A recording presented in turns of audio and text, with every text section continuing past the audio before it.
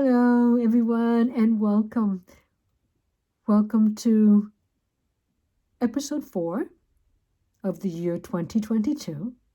And I thank you for pressing that watch button and for taking the time to sit around and chat with me for a while about the crafty side of my life. Thanks for joining me.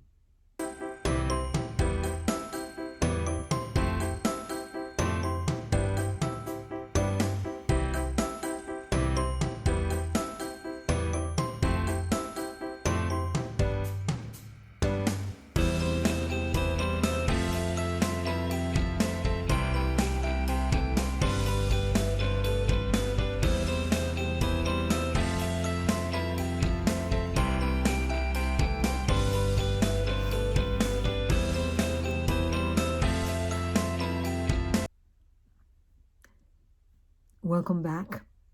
And this is episode 4 for the year 2022. And in this episode, I am going to share with you what I've been up to in terms of my crafting. As you all know, and well, if you're new around here, I'll tell you for the first time that I am recording this episode once again from New Hampshire, where I've had an extended visit with my son, who just had not just, but who recently had a newborn son, and I'm practicing being a grandmother. There's something to say about whether I'm doing a good job at that or not, but I'm trying.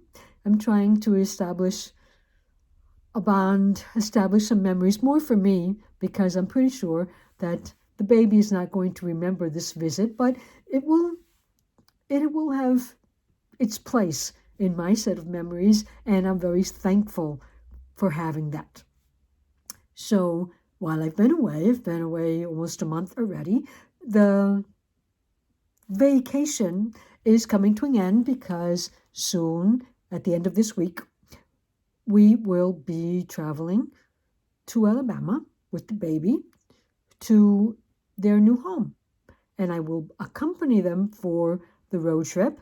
And then once that's done, a couple of days later, I will be traveling back home. But first, before I go home to the island of Puerto Rico, which is where I live with my husband normally, I will make a stop at in Florida, where I'll see my daughter Clarissa Beth, that a lot of you know is the host of the Crochet Cakes podcast, and I'll be with her for her birthday before I travel home. So a lot of changes, a lot of planning, a lot of things to look forward to in maybe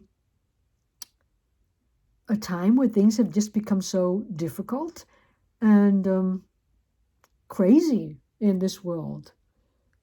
And I guess then I have to be thankful for the little bit of, although it's a changing reality, for the reality that I'm living at the moment, where I have been able to enjoy my grandson, and I have been able to travel from one place to another freely. And well, hopefully I'll also be able to travel back home and be safe and secure with my husband. And we all know that there are a lot of people around the world that can't say that. So I know it's a difficult time, but rather than maybe sit and talk about things that I don't know too much about and express views that might not be all that correct, I think I will just keep this space as my happy space, where I share with you the crafty side of my life and momentarily forget that anything else exists except for this little space in the world. So with that, I hope that with our little chat today, maybe I can do the same for those who are able to tune in. I can just remove you from your reality, whatever it may be, for a little while and just spend some happy time with you.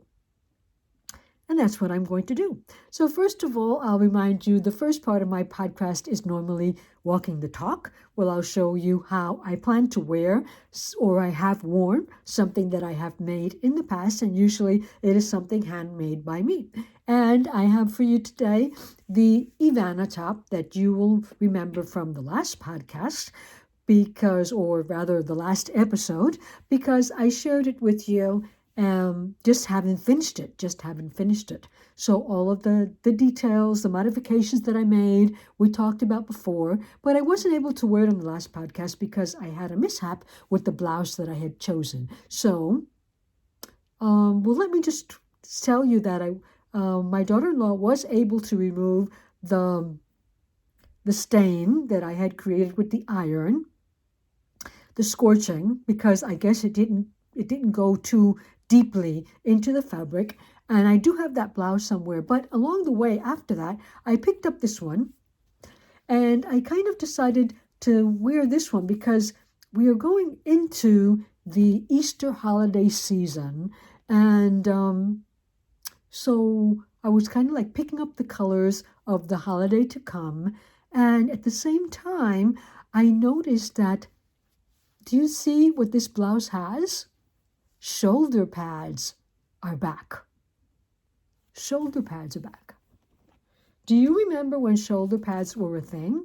Were you part of that generation? I do know that shoulder pads were brought into women's fashion maybe in the 1930s and 40s, around that time, where women began using them instead or along with men.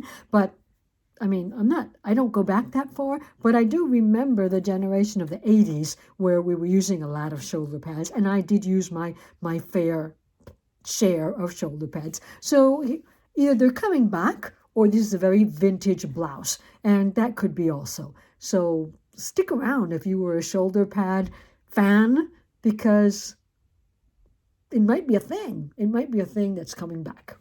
But anyway, yes, and I paired with a gorgeous pair of, these are amethyst earrings that I also made a while back. My gemstone earrings. And that was only because I didn't have any yarn or any crochet thread with me here of either the minty green color or the lilac color. So I couldn't make myself a pair of crochet earrings, but I do have them in plans. So in addition to styling this Ivana vest for you today, what else did I want to talk to you about? Well, I have been, you'll remember from past episodes that I shared with you that I did not bring with me a lot of yarn. Essentially, I brought only the yarn for the Ivana vest because I knew it was light and I could carry that in my suitcase and probably have enough time to work on something that was, for at least the first part of it, the body of it, the bodice of it, to say. You can do it like, once you get the stitch down packed, you can work on it without thinking about it too much. And so basically that and the socks that I was going to make for my son were the only thing that I brought. But then after I finished the Ivana blouse, I decided, well, what if I put into practice what I've always talked about, which is using your stash? And what if I decided to use every single bit of that yarn that I brought down with me? Because I did bring all that was left. And that is what I did. And so I've been reading a book that's in my son's stash. And I've been keeping up with my daily entry to my gratitude journal. And so thinking of that, I said, well, something short and simple that I might be able to work up with the yarn that is left is a bookmarker. And just showing you that, yes, that's not made up by me. I am keeping up with every daily entry. I'm trying to find something to be grateful for of this during this year. And so I thought I'd make a bookmark. And that I did. This bookmark is, I have joined together two patterns that are free. One of them I found on YouTube, and the other I found, well, I believe that I saw it on Pinterest, and from Pinterest, it redirected me to a blog spot that had the instructions. The instructions were, let's say, transcribed because it's a vintage pattern, and the owner of the blog, they rewrote the pattern, the vintage pattern, in, let's say, more modern vocabulary and terms. So, as always, in the description box below, I will share with you the links to anything that I share with you here. So I'll share with you a link to the video for the bookmark. Notice that it's something like a double flower. And then it's got the body of the bookmark. And then the tassel I found in, and as I said before, I found a link to it through Pinterest. And the tassel is a vintage tassel.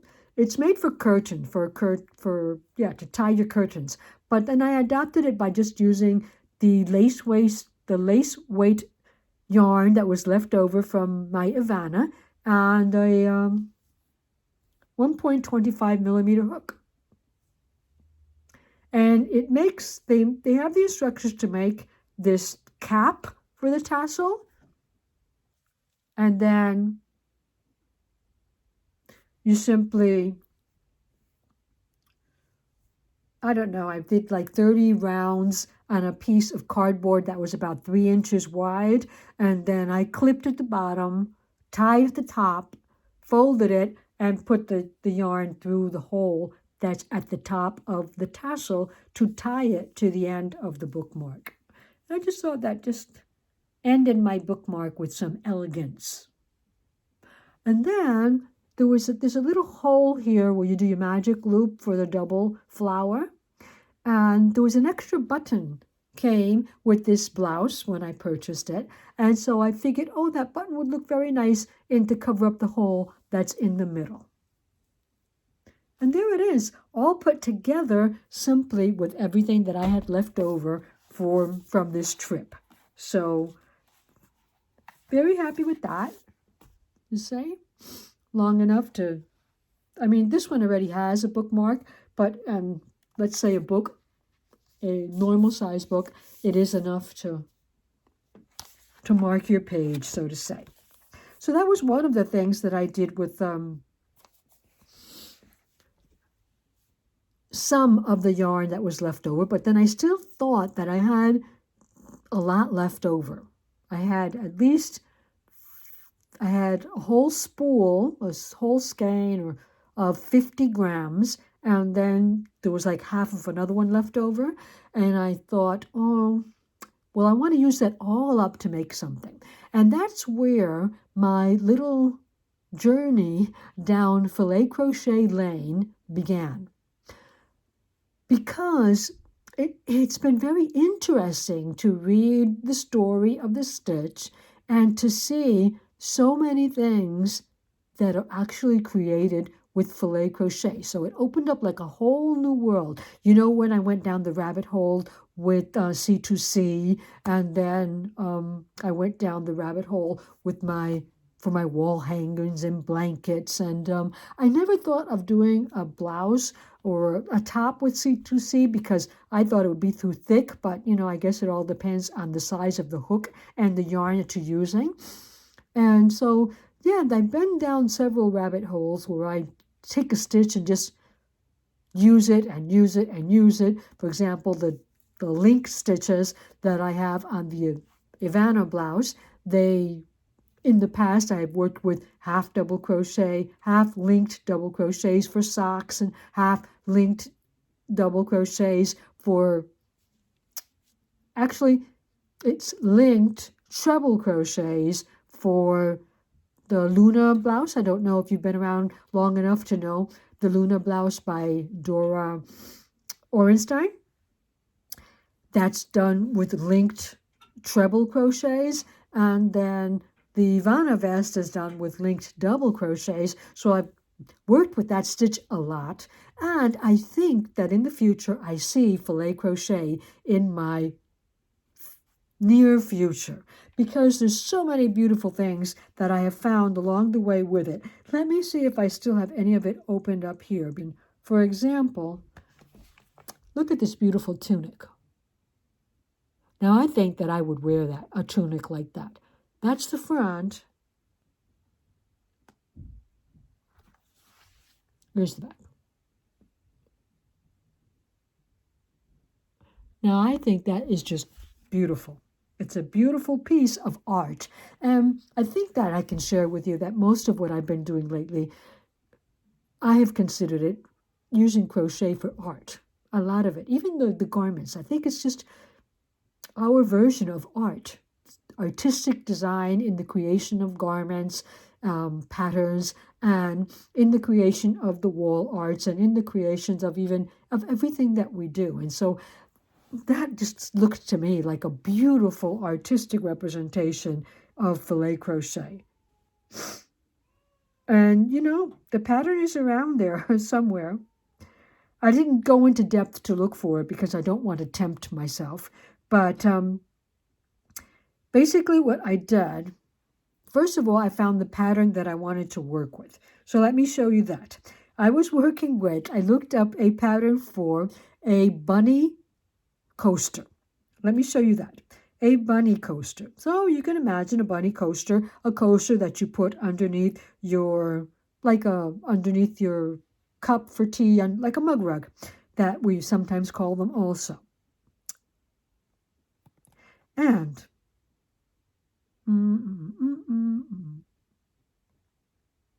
I'll show you this. Because this is purchased. This is not a free pattern. I didn't find it for free. I found it purchased. It was referenced all over Pinterest, but I didn't find it anywhere for free. So I purchased it because I wanted to make that. I thought it was very pretty, that little bunny enclosed in an eggshell. And so it is, if you make it, they suggest using superfine yarn, number 1, if you're going by, let's say, if you're going by Aunt Lydia's, it would be like size 20 or size 30. I think they're even thinner than the size that I use for my earrings. And they recommend a 1.2 millimeter hook. And they said that with 15 grams, you can make that coaster. I did wonder if that was a mistake because, like I said, I had 50 grams left over of this lilac, just the lilac. I didn't combine it with the lace weight this time, just the lilac combination of cotton and silk. I used a 3.25 millimeter hook because you'll remember that yarn is DK.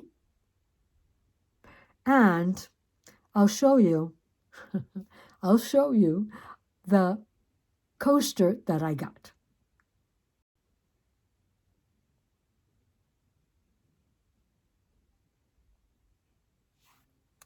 So as you can see, it's really big. It's really big. I wish I had measured it before, but I haven't. So if I measure it before, once the video goes up, if I measure it, I will put in the description box, I'll put the size, because I didn't bring a measuring tape with me. So I need to look around and see if there are still some ruler or measuring tape that hasn't been put away in boxes. But it's very big. I don't know if you can tell from the picture, but it's very big.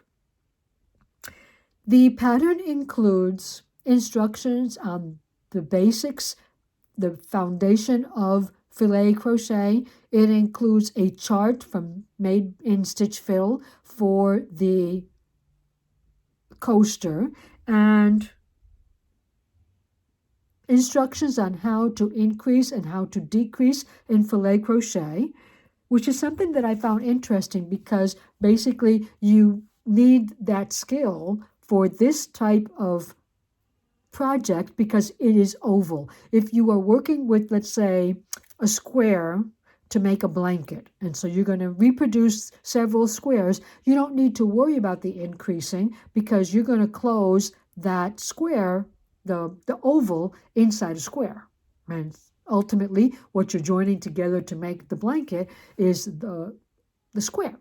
But if you're going to make something oval, or I've seen hearts with butterflies inside, or I've seen other types of ornaments for Christmas, they all need increasing and decreasing at some point. So I found a fantastic video because the author of the pattern does explain how to increase and how to decrease. But I understood it much better when I saw it carried out in a video by a channel on YouTube called Knit and Crochet Forever. And it's way back. It's like from 2017, I think.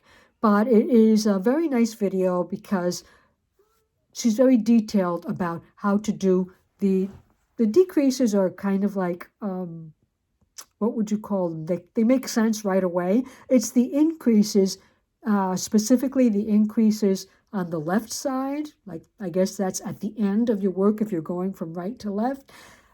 They take a little bit of thinking about because you have to work into the base of the stitch to continue new blocks to that side. If you're working on the from left to right, then at that side you would need to add chains at the end, enough chains to create the number of blocks that you need. So yes, filet crochet, similar to, let's say, C2C, works with blocks.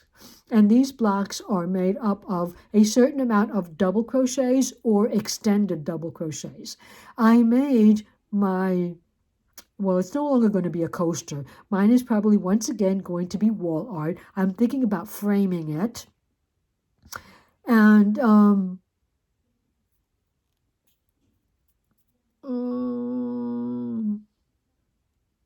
to make my bunny in the eggshell, I used extended double crochets, and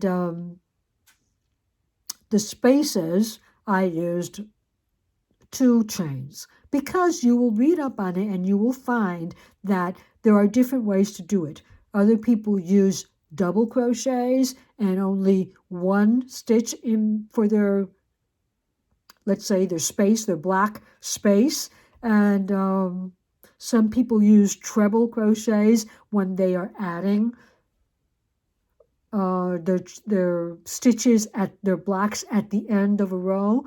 They'll, instead of using double crochets into the base of the previous stitch, they will use treble crochets because they want that extra stitch to like lie flat at the bottom.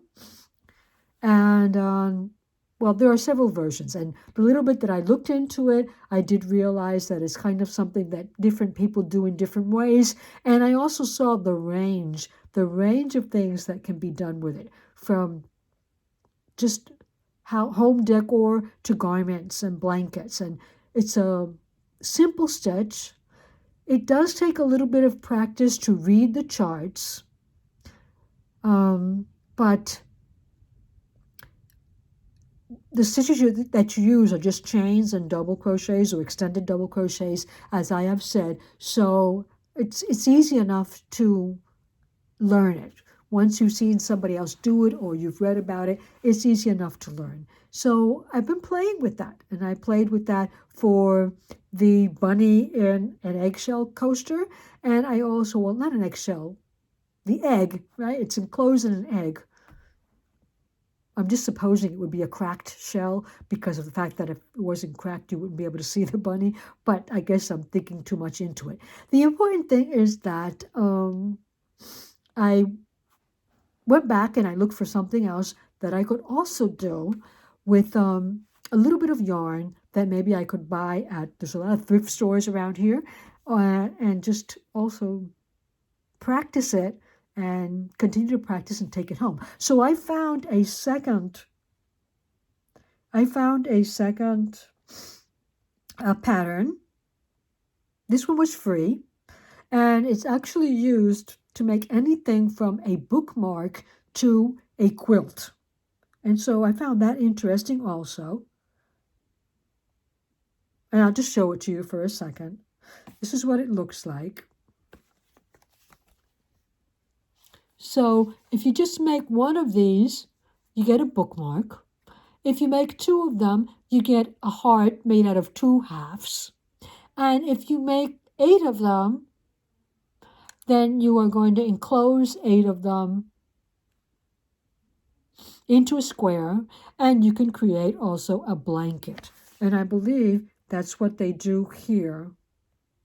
So this is the pattern that you're giving. You're giving the pattern for one of the heart-shaped, let's say a heart inside a light bulb. I don't know what you would call that, but you're giving that pattern, and then you are explained how to join the pieces if you want to make a heart out of 2 pieces, or you want to make blocks of 8 pieces to create a blanket. And so for this one, what I did was I just wanted to practice one. Actually, I wanted to practice one because I wanted to understand better how to explain to you what I had been up to with this filet crochet. And so what I did was I purchased embroidery thread. So I purchased this DMC embroidery thread.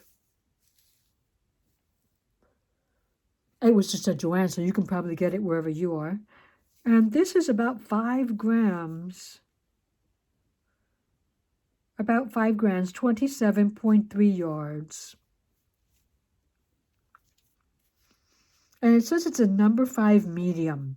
So it's not a very thin, and well, I'm not an embroiderer, so I don't know. I have embroidered simple things, but it's not what I do all the time. But I did know that it was basically a lace weight if I didn't rip the strands apart.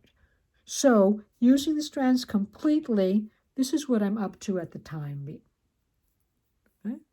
I'm probably on row 30.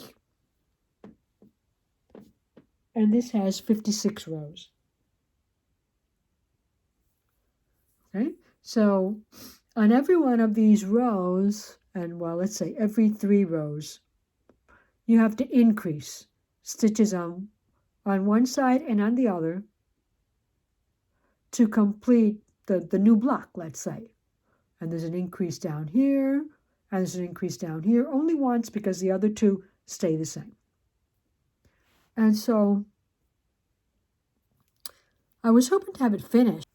What happened was I didn't know when during the week I would be able to record. So I decided to record today. I have tried to get a podcast up every 14th or every 15th and 30th of every month, but then that went wrong in February, right? Because February does not have 30 days. So I decided, well, let's see if I can do it the 14th and 28th. And so, like I said, if I am able to work on that a little bit more and get a little bit more done of that, I will share it with you. I did kind of like want to close the session on filet crochet with that. I had a lot of ideas. I wanted to actually do a little tutorial on how you increase on each side and how you count the stitches in the chart. But I don't know if I'll be able to add all of this to this podcast. So I just got a flash warning of severe weather. The temperature is going to drop suddenly. And it was actually an okay day today. I went out for a walk and everything was about 35 degrees. But I guess during the night it's going to get a lot cooler. I can actually feel it because it's a lot cooler now than when I first began the podcast. So That's basically what I've been doing. I did want to share with you one other thing that I brought with me, one of the few crochet things that I brought with you and have been able to use, which is my version of the Black Diamond hat by Clarissabeth. And I had worked on a version of it when it came out, but I'll put up a picture here of what the first version of this hat looked like, because I didn't have enough of this yarn, this gray yarn, to complete all of the rows. And so I had to start my decreases earlier, and it turned out a little bit too short on the ears. But then Clarissa was at the house in December, and she said, why didn't I just add on some of this fuzzy yarn over here? So that's what I did. So in that sense, it's a bit different from the hat that she made, because she doesn't have this edging on it. But I put, I think, 3 single rows, and it was just enough to get it over my ears. And so I have been actually wearing this quite a lot, quite a lot on this visit. So that's about all that I'm going to share with you today. It's a lot easier over here if these episodes are kept short. They go up a lot faster. So I'm going to wish you all well. Take care of yourselves. Keep yourself healthy and keep yourself safe. And if you have the chance, just continue to craft and try and keep yourself sane and happy and busy in that sense. So bye for now. Take care.